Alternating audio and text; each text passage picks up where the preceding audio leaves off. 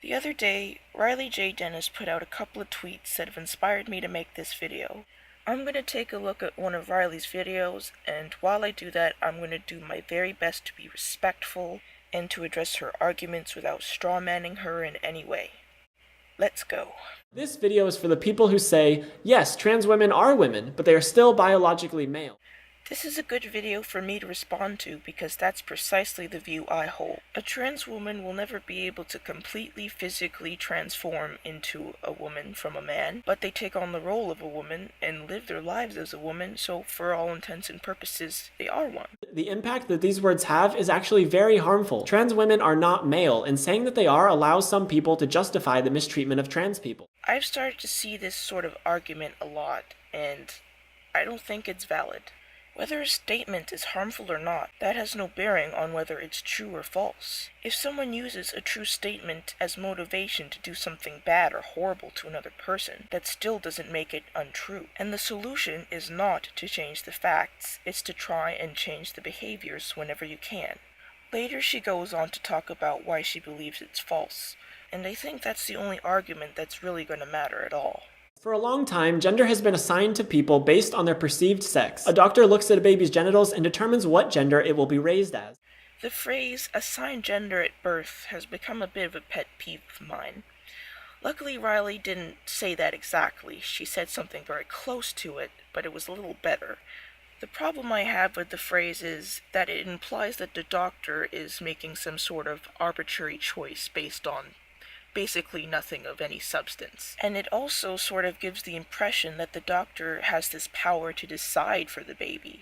But I assure you, if a doctor looked at a baby with a penis and said it was a girl, the parents would dispute it. The doctor decides nothing and assigns nothing. The doctor merely looks at the baby's genitals and writes down what he or she sees. That's it. However, even within these communities, binary sex has, for some reason, stuck around as the same kind of unquestionable fact that we used to think gender was. The reason for that is extremely simple. You could even count it as two reasons if you want. 1 and 2. She's going to dispute about that a little bit later, but my point is, it's no mystery why it's stuck around, because it's physical and it's in your face. I'm sure that some people are having this knee-jerk reaction that sex is based on biology and you can't change a person's biology, but that's exactly what we used to say about gender. Gender roles and traditions are objectively things that people have created and built upon, while our physical bodies are physical. Sex is a way of categorizing humans based... Just want to interrupt here, but animals have it too. Back to what she was saying. Sex is a way of categorizing humans based on a combination of a few traits: chromosomes, genitals, gonads, hormones, and secondary sex characteristics like facial hair or breast development. The way that most people have of determining someone's sex is simply their secondary sex characteristics that developed in puberty. There's a lot of overlap between these characteristics. It's not like all people with penises fit into one box and all people with vaginas fit into another box. It's like they're all in the same box, but people with penises tend to hang out on one side and people with vaginas tend to hang out on the other.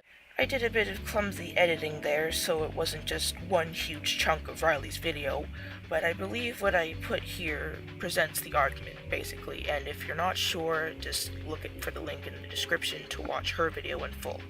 I'm pretty sure I've not misrepresented her in any way. So basically, she's saying there's a lot of variation in the sexes, and that's absolutely correct. It's objectively true because you can see it physically, it's there. This is not new information at all. We humans aren't clones of each other, so some genetic variation is a given. Male and female aren't so much models that we have to fit into to be called those things.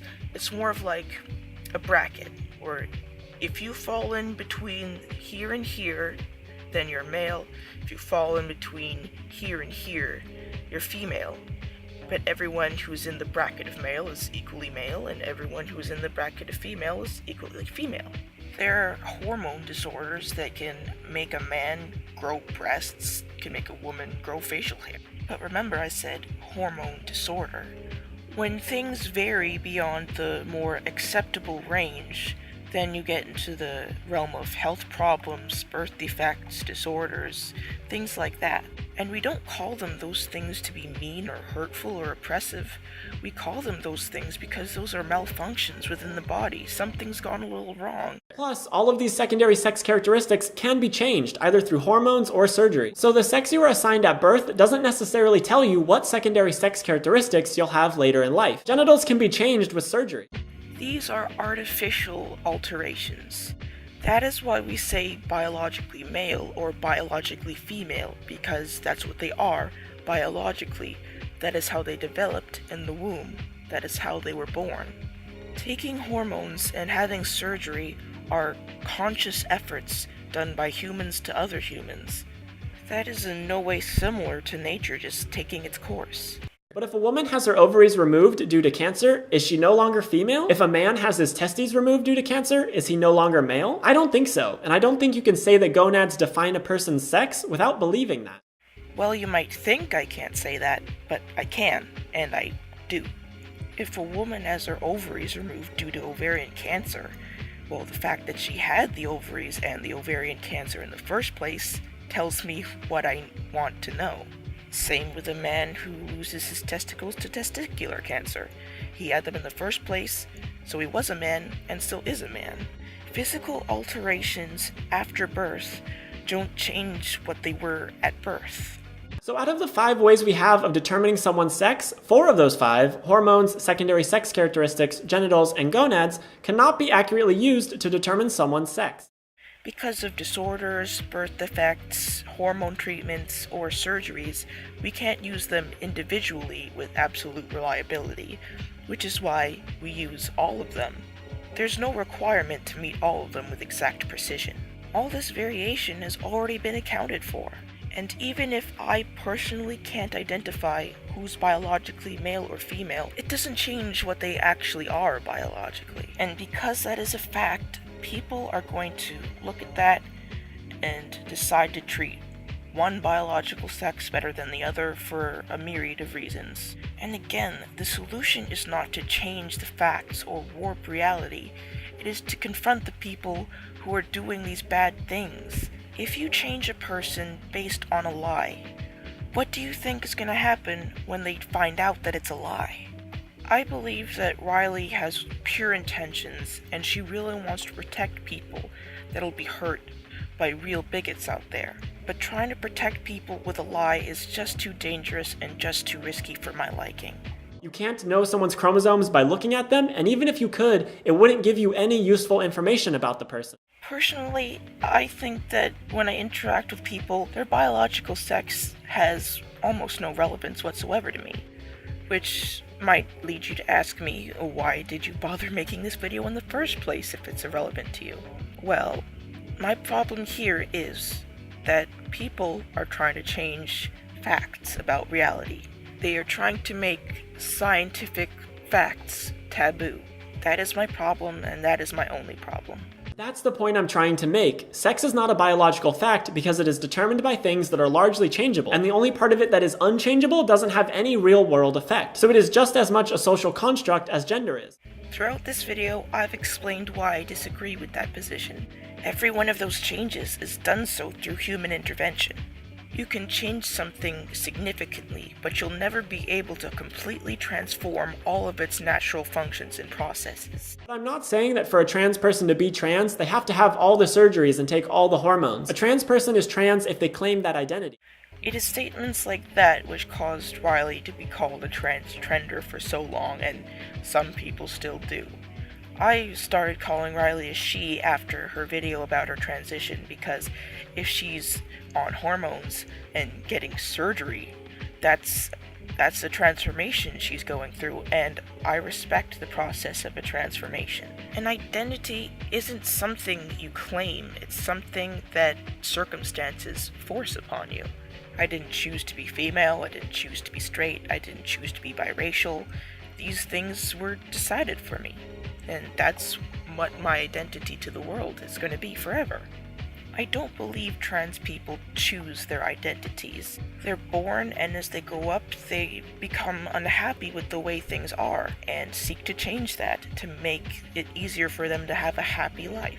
Unless someone, at the very least, expresses deep interest in transforming their bodies, I'm not sure I can really buy it. Gender is about your identity, and therefore, so is sex. This is easily the most weak and baffling argument in the entire video. I could at least see the logic behind pretty much everything else, but this, I don't understand the thought process at all. We need to start thinking about it as a social construct rather than an inarguable fact. Because when people say that a trans woman is biologically male, they use that as a way to attack trans people. I've said it before and I'll say it again. This is not an argument. You don't fight ignorance with lies. Yes, we have to help trans people who are abused, but no, we don't have to lie to do it. You might mean well by saying that sex and gender are two different things, but I think it's important to emphasize that both are social constructs based on your identity. Well, we're at the end of the video now. I hope I have done a good job at presenting my arguments respectfully, not insulting Riley or anyone else. I tried to do my very best, present my thought process, because I feel like even if no one agrees with me, they should at least understand what I thought. So many people on Riley's side of the argument view anyone that disagree as evil, horrible people that are just causing harm. And at the very least, I want to prove that I disagree, but I'm not evil. If anything, I'm just wrong, okay? If you've just watched all the way through, I want to thank you a lot, and have a good day.